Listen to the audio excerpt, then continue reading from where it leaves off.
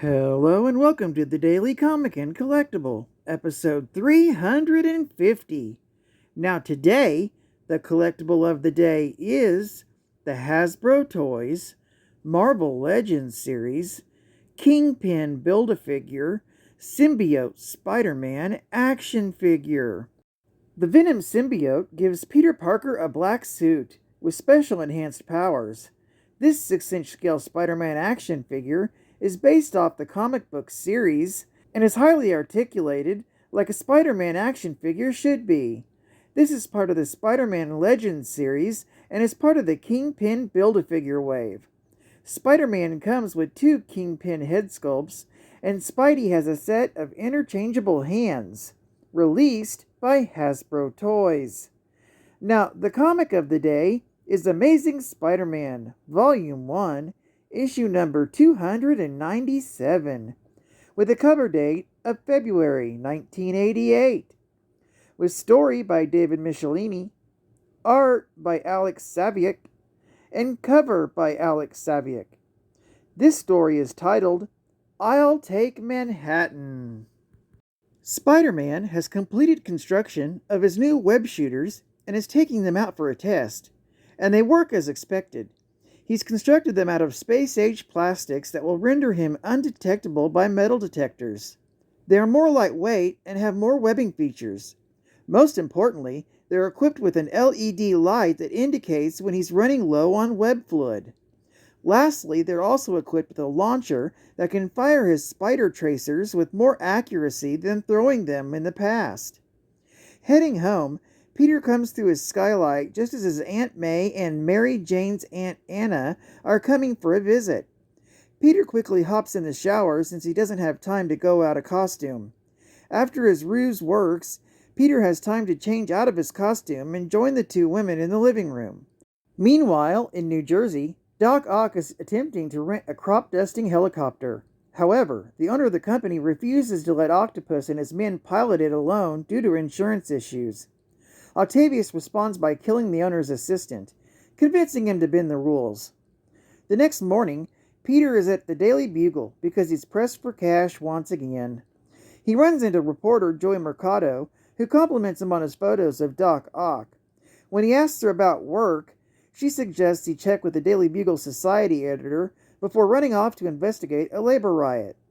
Joe Robertson overhears Peter's financial woes and suggests that Peter look for a line of work that offers him steady income. This advice shocks Peter, but Joe insists that he's only trying to offer advice. That night, Spider-Man is web-slinging across the city, searching for another crime. He's thinking about another line of work and how he used to want to be a scientist. Suddenly, the wall crawler hears a scream that sets off a spider sense, and he heads off in direction of the danger. Spider-Man arrives at the scene of a society party that's being robbed by armed men in masks. Spider-Man goes quickly into action and webs up most of the crooks, but one manages to get out on the balcony with a valuable painting. Spider-Man webs him up, but the painting is smashed in the process. The owner is furious over the loss. Spider-Man finds this ungrateful and angrily punches a sculpture. The owner then informs Spider-Man that too will be added to the list of damages in the lawsuit he's going to file against the hero. Spider-Man decides to make a hasty departure before he gets more grief and decides to pick up on Doc Ock's trail. At that very moment, Dr. Octopus attacks a high-security lab and steals a deadly weapon that he intends to use to kill Spider-Man by wiping out all of New York City. The following afternoon, after receiving a phone call from his wife, MJ, Peter catches a news bulletin about Dr. Octopus and how he's stolen a deadly biological weapon. He realizes he has to find the doctor as soon as possible. As Spider-Man, Peter scours the city for Doc Ock's hideout.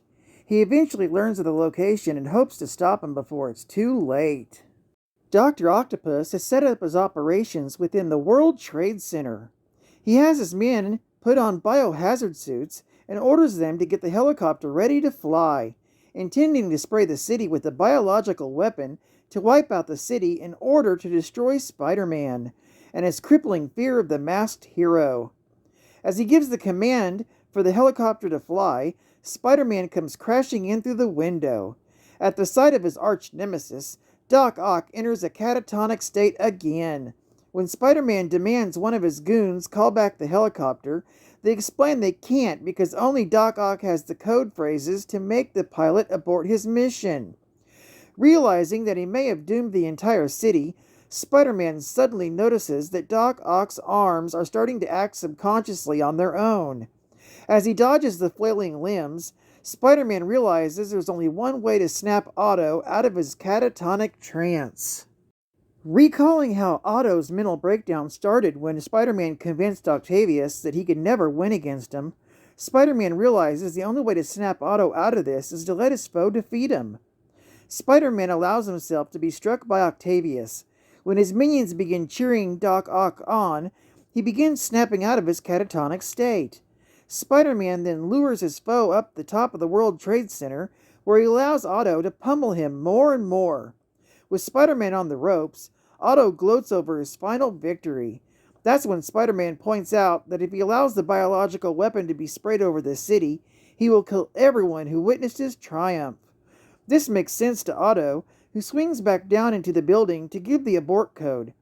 When the city now safe, Spider-Man asks Doc Ock if he intends to kill him. However, Doc Ock lets Spider-Man free, deciding to let his oldest enemy live to endure the humiliation of being defeated by Dr. Octopus. Racked with pain and barely believing he saved the city, Spider-Man then painfully heads home. There he peels off his costume and thinks about how he succeeded using his wits. Although it was a painful experience, he liked the idea of stopping the danger without using his fists, and realizes that he must be suddenly grown up. Geek fact: the reason Spider-Man allows Octavius to defeat him is due to Spider-Man convincing Dr. Octopus that he could never be defeated in Peter Parker, the Spectacular Spider-Man, issue number 79, with a cover date of June 1983.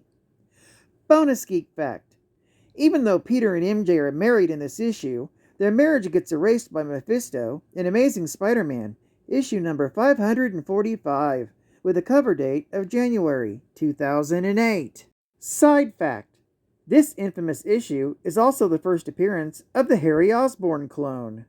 Another bonus geek fact: the cover of this issue may look familiar to Spider-Man fans. It's an homage to Amazing Spider-Man, issue number 53, from October 1967.